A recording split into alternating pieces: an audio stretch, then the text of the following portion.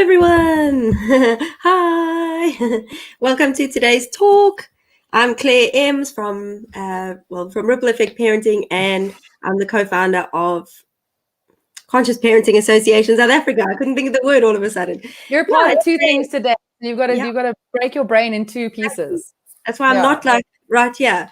Yeah, so today's different. We're not just doing an interview, we're actually having a discussion. So myself and Megs, who's going to join us just now, is going to be discussing anxiety with us today. And it's going to be more of a chat, and we hope you can enjoy it and get involved in the chat as well. Yeah, so should we go over to the prizes from last time, Jess? Yes. Okay, so the first person, we're going to do Cassandra's prize, and we got a very sweet message from this person whose name I'm not even going to remotely try and pronounce because I'm going to butcher it. So you are the winner of Cassandra's prize because you wanted it so very badly. And then for Lara's prize, we're going to do a lucky draw. So drum roll, please.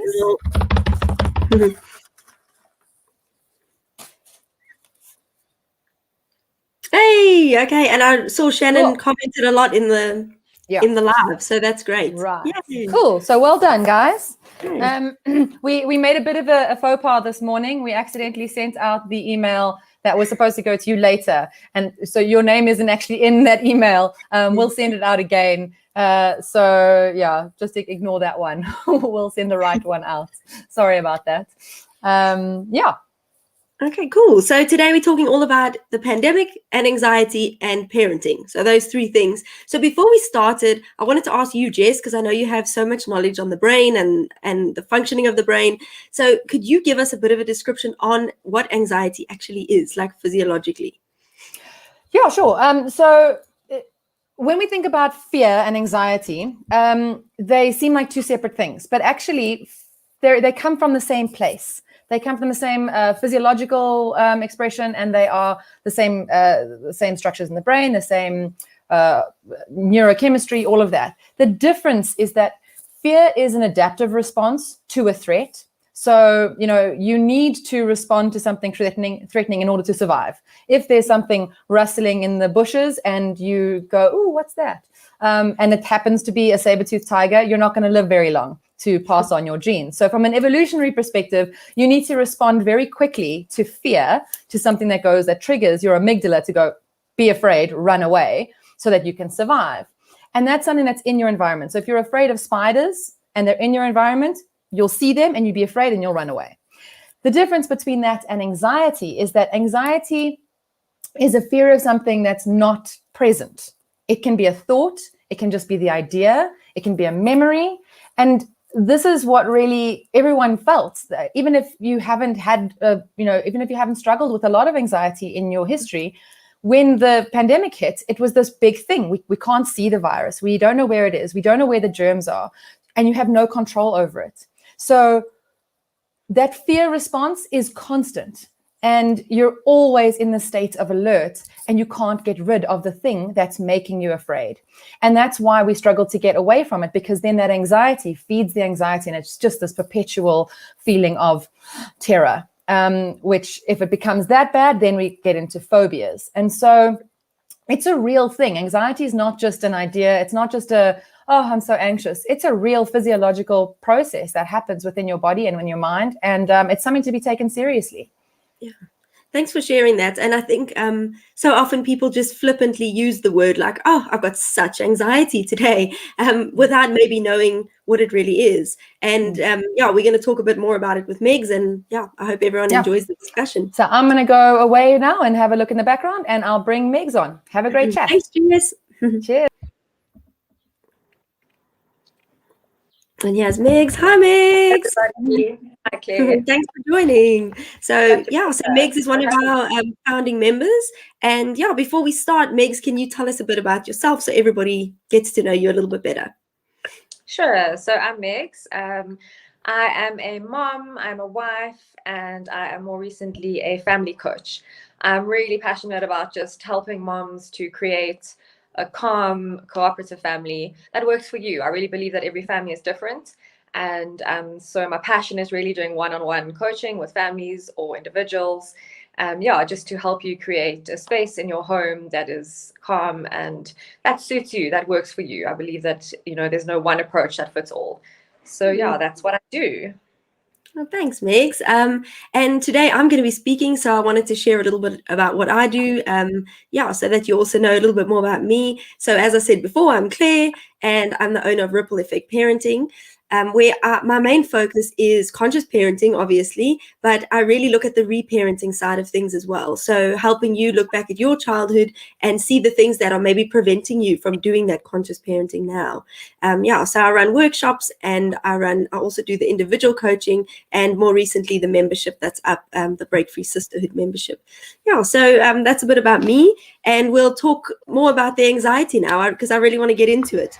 So I wanted to start off with asking you, Megs, if you can tell us a little bit about anxiety over the pandemic and parenting specifically, like what sort of things were coming up, and just sharing what you think about it all.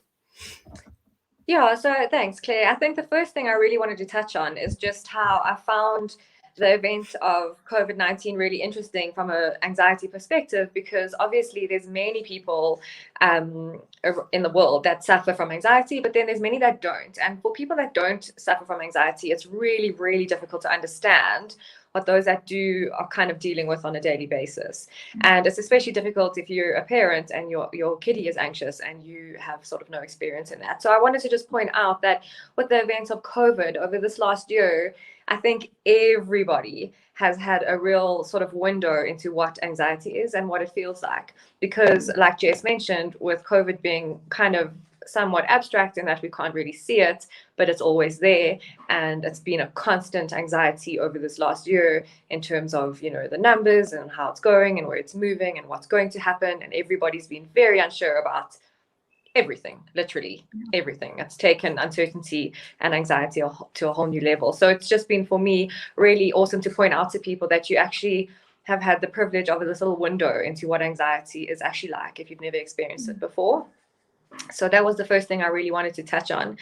And then just again, for us adults, if our anxiety has been here, our kids' anxiety has been up here, because they just don't have the mental capacity to process anxiety or process their worries or process what's been going on with COVID around us in the same way that we can. Their brains are not fully developed, and they can't process many of the things that they're coming into contact with. And I know as parents, we try our best to hide things from them, but they are hearing things, and they hear us chat, and they hear things on the news. And for them, it's really difficult to process all of that. And I think it's really important as parents that we try and put their little shoes on and get into their heads and see things from their perspective. Our children see things very differently than we do because they don't have previous experience to draw on.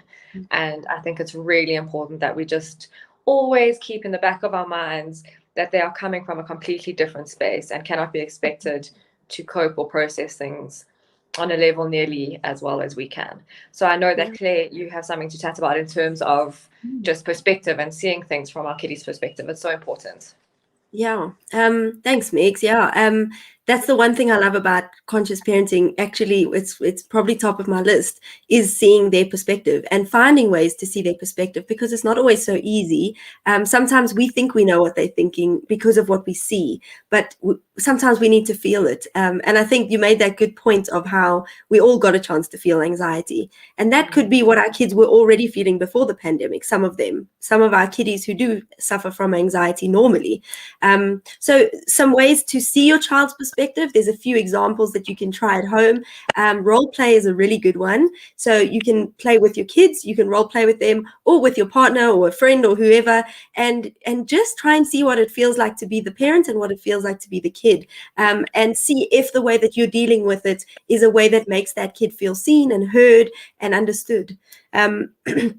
So that's the one way, and it's really fun as well. So it's really non-threatening, and it's something I use a lot with my kids. And another nice way to see their perspective is to do something like visualization, or to really get into that headspace of what does it feel like for me to go to school, during this pandemic, or what does it feel like for me to have homeschooling or using a computer and I've never done homeschooling before, and just feel what it feels like for them. That can be really powerful. And then I wanted to add an activity you can do at home. You can even do it right now while you're watching if you've got a pen and a piece of paper. This is one a lot of us probably saw over the pandemic. People were sharing it just to help each other. And it's looking at the controllables. Look at what you can control and what you can't. Because if we're constantly focusing on what we can't control, how much bigger is our anxiety going to get? So what I do is I do a little circle in the middle and I do a bigger circle on the outside. And on the outside, I put all those things I can't actually control, like when schools are going to close, what else can't you control? And now I'm trying to think. The rate of the infection, the weather, the spark, and things you can control, washing your own hands, wearing your own mask, preparing your children, talking to them about it. And then you can also talk to them about their controllables. What can you control at school, or what can you control when you're homeschooling, or whatever's causing that anxiety? So that's a small activity you can do as well. But one thing we also noticed that is out of their control is that socialization. Like they lack that control of, when am I going to get to see my friends and how am I going to see them? And so Megs, I was going to ask you, because your children are of that age group at school, what did you see happening around that topic of socialization and isolation and everything? So I think, we're speaking about school-going age kids, but we're focusing on sort of the 7-8-year-olds till sort of the end of primary school, so about 12 years old. And I think, we all know for teenagers how important peer relationships are, but I think we often forget for our little kids that actually they're just as important, that it's such a massive part of their social and emotional development, just in terms of their growth, that interaction with their peers, as well as with other adults. So not only mom and dad, but their teachers, their coaches, all of those, those kind of people in their lives that just got so suddenly taken away from them. And I know that in my home, it caused huge frustration. And, from the one perspective of, I'm frustrated because I can't see anyone, but then also we were like, don't worry, you can do your extramurals on Zoom, come do this ballet class on Zoom. And it just wasn't the same. And then frustration because, Mom, why am I not actually enjoying this? I don't like this Zoom class and I'm not having fun, and it's not the same as being in ballet with my friends. So huge frustration, and then disappointment because, they thought they could do it on Zoom and then they couldn't. And it just brought a whole range of such big feelings, that isolation and also just that sudden lack of routine. And, kids are very used to, especially our kids that are at school, they're very used to a very routined existence, a very predictable day. They know when they go to school, and they know what they do there. They know what happens after school. And I think suddenly taking that away also just created a massive amount of frustration, and then fed into anxiety where they just didn't know what to expect from their lives anymore. And we unfortunately couldn't tell them, okay, here's a calendar, this is when it's going to go back to normal, because we didn't even know ourselves. So I saw huge frustration in my own children and in children that I worked with and in parents that I worked with, just dealing with that same kind of thing. And then with that anxiety, you all might be seeing this massive sort of pushback from your children of saying, you're just trying to get them to do something simple like brush their hair, and they're just giving you like a flat out, no, I'm not doing that right now, Mom, which they may not have been like before. Keeping in mind that this is age appropriate for certain ages, and it doesn't, definitively mean that they are experiencing anxiety. But often when children do experience anxiety, you will experience that pushback from them because they are feeling so out of control of their little world. And now what they're trying to do is just control whatever they can. If it, when it comes down to brushing their hair, or when they're going to bath, or what they're going to wear, or whatever it is, they're just trying to regain control of their little lives, because they've been feeling so out of control just with that lack of everything being turned upside down. Yeah, and I think it's funny because I noticed it with my little one as well. I mean, she's only 4, but you just see those little things and you think, why is this such a big deal? But again, it comes back to that, seeing their perspective. For them, it is a big deal. The little things are big, and sometimes we need to give them that understanding. Speaking about the pushback as well, I was going to speak a little bit about how we can deal with that and how we can help gain cooperation while being understanding of the situation that they're in. And often we try things like the sticker charts and the star charts and the shouting and the whining and the nagging on our side to get them to do it. And how often do these things work? You can tell us in the comments if they do. Sometimes they do, sometimes they don't. But obviously from a conscious parenting perspective, we would rather look at ways that you can involve them in the cooperation. So involve them maybe in routine planning. So instead of saying, this is your routine for the day, and then constantly reminding them and nagging them, you sit with them and say, look, let's think about your routine and what needs to be done. Let's decide it together and create a chart together. And you don't need to do the stickers and the stars, because if they know what they need to do, they gain that intrinsic motivation to want to do things. And no, it's not a magic wand. It's not always going to work, but it's a much more conscious way of doing it, where it's not you versus them. It's let's do this together. So that's the one. Also asking questions as opposed to giving those commands. So instead of saying like, now you need to brush your teeth, what do you need to do before we go to school? What do you still need to have done? And it straight away they start thinking, oh, I'm a part of this. It's not mom against me or dad against me. It's we're doing this together. They're trying to help me figure out what I need to do. And then the last one was the family meetings that we do. That's something I do with my kids as well. And they love it because they get to be a part of the family important discussion. And we discuss simple things because my kids are little. So we do, maybe one thing, and then they get to give solutions. And I know, Megs, you were telling me the other day how you do this in your home. So it'll be nice to hear if you can share your story, because it's nice to see it from a different age group perspective. Yeah, so I think all of that, a lot of what Claire has just said has to do a lot with empowering your children and just making them feel like they're part of the family. And like, I really love that example of the toothbrushing. Instead of go brush your teeth, which I'm a huge culprit of, by the way. So thank you for that little tip, because just, what do we still need to do before we go, guys? And just like that, you empower them, and they're like, what do I need to do? I need to brush my teeth, and off they go, because they've been empowered.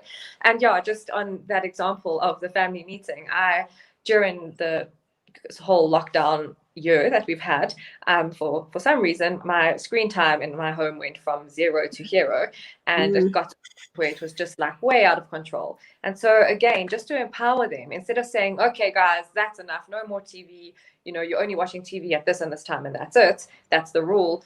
I said to them, we've got a big problem, guys. I said, we've got a huge problem. We need to have a meeting. We need to figure this out. I need your help to figure this out. And we all sat down together. And I said, the big problem is that we're all watching too much TV and our brains are going to turn to mush. What can we do? What do you think would be fair for when can we watch TV that's going to be healthier for our brains? And we had a whole discussion around it. And they gave their inputs about when they thought would be a good time to watch TV. And they can each have their own time so they can watch their own thing and whatever it is.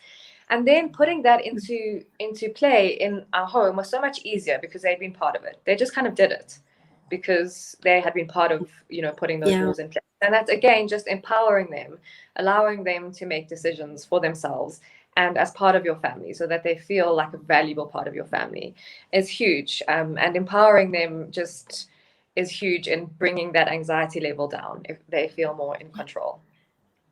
Yeah. And I see Cassandra said, asking questions is incredibly helpful. I find it also develops critical thinking skills. And if we think about it, we talk about that all the time. Schools are talking about it. It's all over the place. Critical thinking skills. How can we develop it? Well, we start at home. We ask them questions. We get them to think. We get them to come up with solutions. And obviously the traditional parenting methods are so focused on how do we get our kids to do what they need to do instead of how do we work together to get them to do it. I think that's such a great one. I actually wanted to also mention something. It's going a little bit off topic, but I think it's such a great one. When I did a facilitator course for protective behaviors, so that's an abuse prevention program. It's just a nice way for kids to realize what's happening in their body. So I'm just going to ask Jess if you can put it up on the screen. Sorry. I'm just going to have a sip of this quick. I'll bring it up in a sec, Claire. I've got your prize lined up to go up on screen. So let me just find it and I'll put it up in a sec. I'll be back. Should we talk about the... Is it okay? It's okay. I'll get it up in a sec. Okay, perfect. I'll start talking about what it is. So it's called the early warning signs, and it's basically what happens in their body that tells them that there's a potential threat. And they'll feel these early warning signs like on the first day of school. So you can use a way that's non-threatening to help them figure out what's happening in their body and get used to like that emotional literacy of what's happening in my body. Because I'm sure you notice with your kids, and Megs, you'll know as well. You can tell me what you think. Like, we can't ask them, are you anxious? Like, that means nothing to them. But when you give it here it is up on the screen, when you give it something they can feel and tangible, it's much easier to say, like Megs was saying yesterday, her fingers tingle when she's got anxiety. Sorry, I got such a frog in my throat. And like for me, I get that pit in my stomach, or like I get pins and needles, or not pins and needles, like I get all like hairs on the back of my neck standing up. And teaching kids that is so great. So he has a picture. This is actually from early warning signs, and it will say things like, my hair feels like it's standing on end. You start to cry, goosebumps, sweaty palms, need to go to the toilet, wobbly legs, shaking all over, heart beating fast, sweaty brow. You can see all the things here, feeling sick in the stomach. And when they can tell you those things, you can say, you know what, now I know that's anxiety, but they may not be able to put the words on it. I don't know, do your kids tell you things like that, Megs? Like, do they have their things they say that you know it's anxiety? Yeah, so my one little kid is quite anxious, and her early warning sign is definitely the sore tummy, and it's just, we just know that that's, my tummy sore. And then from a very young age, I started putting words on it. Like I would say to her, is it sore like you're sick, or sore like maybe there's like butterflies in it? And then she'd be like, no, sore like butterflies. And so that is, and it's so important to remember with kids that they can't verbalize these feelings. We can go like, oh wow, like I'm really feeling anxious today, or about this, or my anxiety is through the roof at the moment, or whatever it is. They can't verbalize those things. And it actually brings me to another point. You guys who registered for the summit are going to get a PDF with just some pointers on how to deal with parenting and anxiety. And one of the things on there is to use connection to just help your kids work through that anxiety. And a really good way to connect with your kids every day anyway, other than to, when they're feeling anxious, but just to connect with them, is to play with them, and is to use child-led play. You need to be totally focused. You can't have, anything distracting you, but just, a few minutes of playing with them. And in terms of anxiety, A, you'll connect with them, but B, it will give them a space to just process some of those anxieties and some of their big feelings, because that is how children process things. They process things through play. So if you allow them to lead the play, you're giving them the gift of space to process what they are actually feeling and what's happening in their little lives. Yeah, it's exactly that. And I think so often we want to talk it out, because that's what we do. Yeah.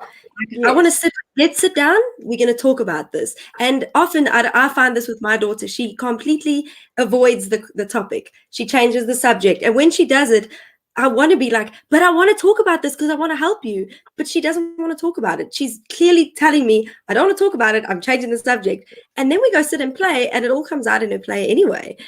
She'll talk about things that happened at school, and the Barbies are fighting with each other. And then it's not always right. True, it's not always right. But sometimes it might be her reenacting what happened at school and that sort of thing. So it's actually just so powerful. Play. So powerful. I mean, my daughter started she loves to make clothes for her Barbies, and she started making masks for them. And so like just right there is a perfect example of her just processing what's going on in her own world, and having to wear the masks and how to get them to stay on the Barbie's face and all these things that we're actually dealing with every day. So play is so powerful. Yeah. And I think added to that, which was something I wanted to mention, and I'm glad you said that, because it just reminded me, is not for us to not, what's the word, to like blow up the situation and preempt their anxiety, where we go, this is so horrible for them, life is so hard, they have to wear these masks and they have to sanitize and distance, when you know what, this is what they know. They adapt so quickly, they are so resilient, and some of them don't, and then we can help them. But we're not helping them by exploding it and making it a big thing, when, like you said, so she's making masks now, it's normal. Instead of us going, we don't want to do this, we're going to resist it, we're going to fight it, it's part of our life. That can also help us ease their anxiety and our own by realizing yeah, this is what it is. It goes back to those controllables. What can we control? We can't control it. Let's accept it as much as we can and use the tools we've got to move forward with it. Yeah. Yeah, absolutely. Yeah, I think that was everything that we were going to talk about before we talk about the freebies. Have we got any questions coming up, Jess? I don't think we've got any questions coming up, but if you've got any questions, please add them. The freebie we showed you just now, you'll be receiving if you've registered. So if you haven't registered, please do. We'll add, here's the freebie coming up again. You'll be getting that via email. Again, by mistake, we sent it early, obviously without the winners because we hadn't picked them yet. So you'll be getting the freebie in your email, as well as a free meditation. Since this is all about anxiety, I'll be sending one of my meditations for you to do to help keep some calm in your house. Yeah, and that's our freebie. And then we've got some prizes to give away. There'll be a prize going to somebody for surviving sibling struggles. So it's one of my masterclasses that I do. It's an hour and a half. And although it's not necessarily linked to anxiety, it is a way to ease anxiety, because I'm sure a lot of you have had sibling issues at home. You can tell us in the comments if you have. Yeah, the sibling stuff is big in a lot of homes. So yeah, so that will be a free prize for one person who tells us in the comments now or who tells us during the replay. You can tell either one. You don't have to attend the live to win it. So tell us why you want it and then share with friends and family. Tag someone you think could benefit from it. It's a really great course. It's one of my favorites because it's helped me so much figure out the dynamics between my children and my dynamics between other people. It's actually just interpersonal skills, really, but it's great to learn it with your siblings, and then you can take it to school and whatever else. So then, yeah, I wanted to ask Megs if you can tell us where people can reach you if they want to get hold of you, and we'll just pop it up on the screen as well. Perfect. Before I do that, I just wanted to say one more thing. I just wanted to say, we've all experienced so much anxiety over this time, and it's important to kind of normalize those feelings for now, because of this pandemic. It's completely unprecedented, and we all experience a certain level of anxiety around it, and so do our children. But it's really, really important, guys, especially as moms. If you're watching this, it's so important to take care of yourself, because at the end of the day, if you're not okay, it's really difficult for you to take care of your kids, right? So please, if you feel like you're not coping, reach out to Claire or myself, or contact a mental health professional if you feel that it's really bad. But we really do, we love working with moms and just helping you guys out. So just if you feel like you're taking strain, A, you're not alone, and B, reach out to us. Like, that's what we do. That's what we're here for. Okay. And you can get hold of me on my website. It's www.bereal.coach, and my Instagram handle is berealwithmegs. So you can find me on both of those pages. Thanks, Megs. And if you want to get hold of me, you can find me at www.rippleeffectparenting.coza. And my handle on Instagram is @rippleeffectparenting, and it's Ripple Effect Parenting on Facebook. So it's all the same. Yeah, but thanks, Megs, for adding that, because I think that is also so important. Yeah. Oh, we've got a question here from Cassandra. How can you give some guidance in terms of how to follow a child's lead for them to process anxiety through play? What does that look like? Yeah, do you want to take this one, Megs? I can do. So keeping in mind that I'm not actually a professional play therapist, I'm not a certified play therapist, so just as a disclaimer. But you know what? For kids they naturally process things as they play. That's how they learn and how they process. So the most important thing when you're playing with your child and trying to connect with them and helping them to process their little world is that it's completely child-led.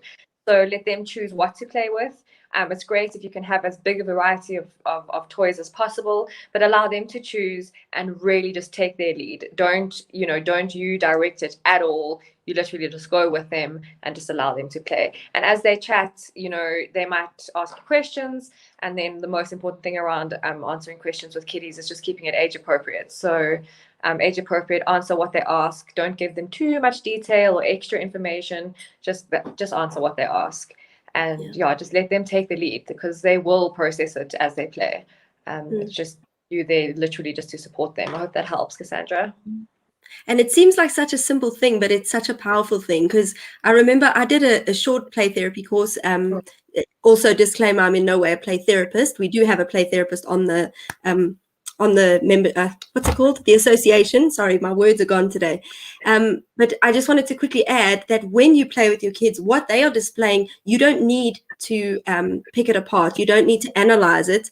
You need to ask them, because so often we look and we say, they're drawing all in black. They must be feeling depressed. They must be anxious. You may not know the reason that they've done it. They may think black is my favorite color. Black is the only color I could find in the box. You always need to ask them, what did you mean, if they feel like answering. I see we've got something on the thing. I would love to join the sibling chat. My two littlies have always been best buddies and now suddenly clashing. Okay, I feel like I'm mourning the loss of their little love affair. And I think, and Megs, you can tell me, I think it's also gotten worse in COVID because they're together more often. They're not seeing their friends as much. Yeah, I was going to say that as well earlier. Like, I think just through being so isolated and, they only have each other to play with, they're bound to maybe get a little bit sick of each other and also take out their frustrations on each other. And, they're frustrated and kids need that outside interaction from their peer group. So I also was thinking it's bound to have gotten worse over this time and probably a little bit more explosive. Yeah, and I think it's something parents don't like to hear. I say this often on my workshop. The challenges are actually great because it gives you the opportunities to teach them the lessons and help them learn the lessons to have those interpersonal skills when they're not at home. So it gives you the opportunity to see, how do they deal with conflict? How do they deal with someone telling them what to do? How do they deal with arguing? And you can help them. And that's what this workshop is all about, giving them the tools to work with them to find those answers. And then, you feel a bit better sending them off to school, knowing, if somebody tells them what to do, this is what they might do back, because they're learning those skills. That's what I love about it. Yeah, and I think that's what I was going to say that earlier as well. My favorite thing about conscious parenting is that we always you start where you want to finish, right? So all those skills that what kind of adult are you raising? What kind of adult do you want to have at the end of the day, sending out into the world? And it's all these things that we can start putting into place now, like conflict resolution and critical thinking skills, and all of those start now, because that's what you want to end up with. Yeah, I completely agree. And I think it's something we often forget. We want to do what we need to do now, but if we think of the long term, we may change our perspective completely. And I think it made me think about that this morning. Hey, Claire, your reel this morning, that was exactly it. That's it. Yeah, exactly. It's a very cool reel. That Claire did this morning. Honestly, exactly that, what you want in long term. Yeah. And also to add to that, before we end off now, I'm like going off on a tangent, but I wanted to add also, like you said, Megs, if we look at how we deal with anxiety, that's another long-term lesson for them, because they see what we do all the time. They mirror what we do. If we are feeling anxious and we're dealing with it in sort of don't want to say unhealthy, but if we are dealing with it in an unhealthy way, our kids pick up on that and they start learning these ways of coping. And if we sit and we learn coping skills to the point where we understand our own emotions and why they're there and what they're telling us, instead of pushing them down, we can teach them very long-term, like big long-term lessons. Another thing we wanted to mention as well, we spoke about it yesterday in the run-through, was actually mourning loss over this time. I mean, kids are mourning loss, we mourning loss of a normal life, loss of, like we said, friendships, and maybe even loss of loved ones, loss of family members or friends. I know you had a bit to talk about, a bit to say about that yesterday. I don't know if you want to add anything there, Megs. Yeah, I think it's really important that we're honest with our kids. Again, we don't want to be overly honest, so we don't want to give them all the details. But just to, if you are mourning the loss of a loved one, that's okay, and to let them see that you're sad and explain to them that I'm sad because this happened, and just to be honest, and again, just answering whatever questions they have as simply as you can, as age appropriately as you can, but answer them honestly. Because our kids, they aren't stupid. They pick up on things and they deserve our honesty. And I know, as much as we always want to protect them from these kinds of things, we have to just be honest with them and answer their questions, and they'll guide you as well. They'll ask you something, you answer with a simple answer, and then they'll go off and they'll process it in their own way, and then they'll probably come back 2 days later with another question, and so they'll lead you in what they need to know and that kind of thing as well. Yeah, and that's so true. And actually, I wanted to bring Jess on because she had a nice story yesterday about that. So Jess, if you feel like coming on to share your story, it'll be really nice to end off with it. Are we talking about shadow? Yes. Yeah. If you don't mind sharing. No, of course I can share. So I'm just there's a banner on my head. I'm trying to get the banner to go away. Hold on one sec.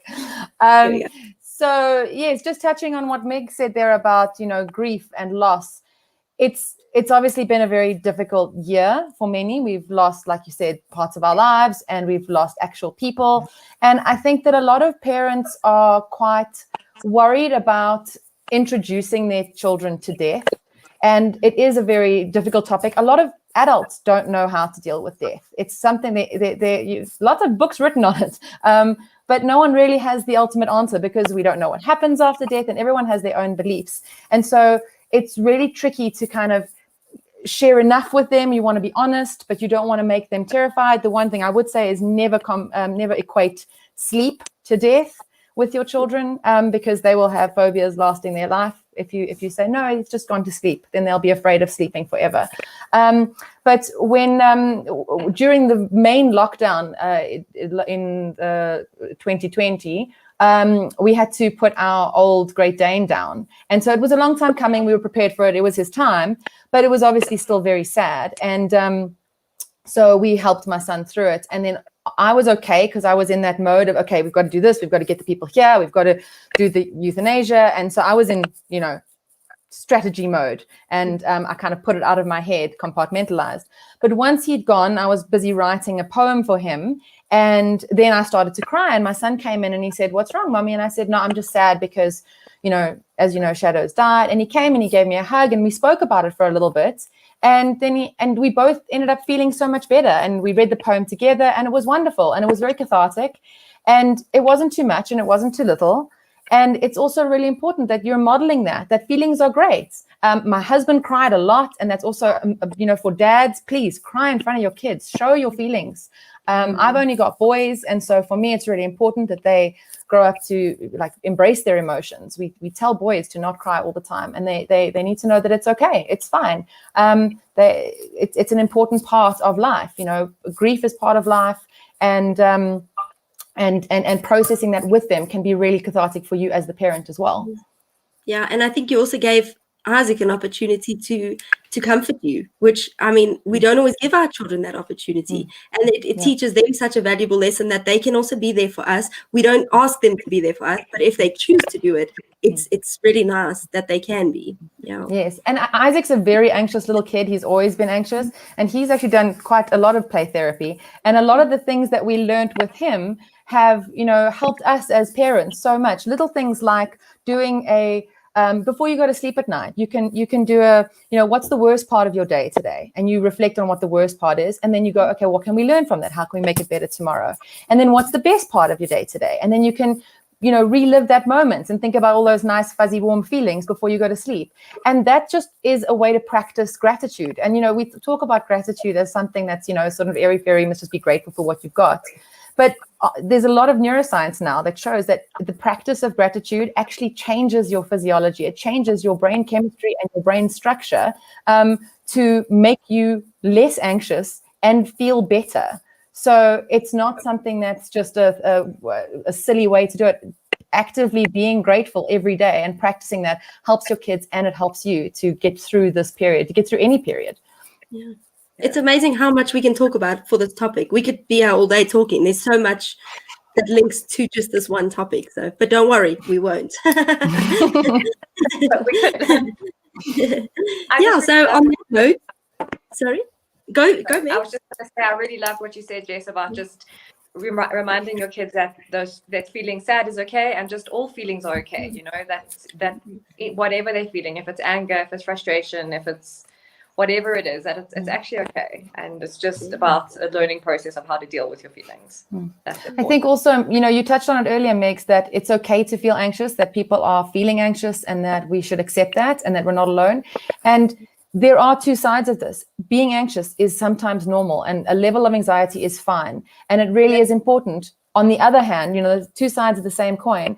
Anxiety is normal, and yet if you feel like it's affecting your day-to-day life and it's affecting your child's day-to-day life, you don't have to continue to feel anxious all the time. One of our members, in fact, posted something on Facebook a couple of days ago with all the physiological signs of anxiety and psychological signs of anxiety, and I was looking and I was like, I don't think I ever don't feel these things. These are always part of me, and I've struggled with that since I was very little. And so it's become a norm. But then once you start to process it and you actually go and get help from a mental health professional, you don't have to live with it. And some people don't actually recognize that these things that they feel are a part of who they are really just symptoms of chronic stress or chronic anxiety, and they don't have to live like that. Yeah. So there's accepting the feeling, and there's also getting help when it's really affecting you and making your life worse.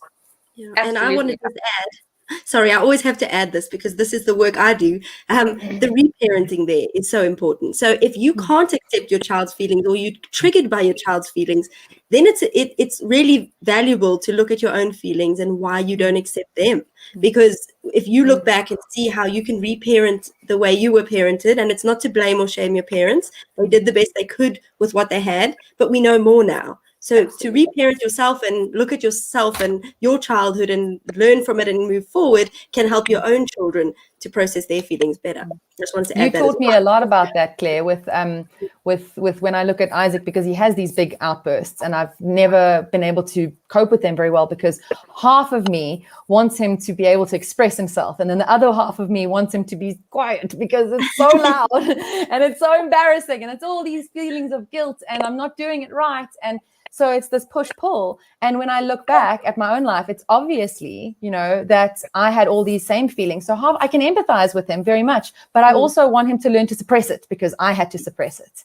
And so relearning how to deal with it and process that in a healthy way is so helpful for me. And hopefully then when he's, in his 30s, he's not going to be struggling with anxiety on the same level I will, because we can undo all that stuff that I had to, learn to suppress, and he doesn't have to do that, hopefully, if we get this right. See, we're all on this journey together, even us especially. So we're here with you guys. If you need help, we're on our journey, and we want you to join us on this journey with the Conscious Parenting Association. So there. So on that note, thanks everyone for joining. Please put questions in the comments, continue to share, tag your friends. Sorry, I'm still struggling here. And then join us on Thursday. Thursday, Jess will be talking about animals and children, so pets and children. And a lot of people have said how, because you're home more, they're struggling with the boundaries and with lots of different pet-child related things. So come and join us on Thursday. Yeah, and thanks, Megs, for joining us. Thanks, Jess, for those stories. Thank you, Megs. We'll see you all then. Thanks, everyone. Thanks, guys. Have a lovely day. Bye.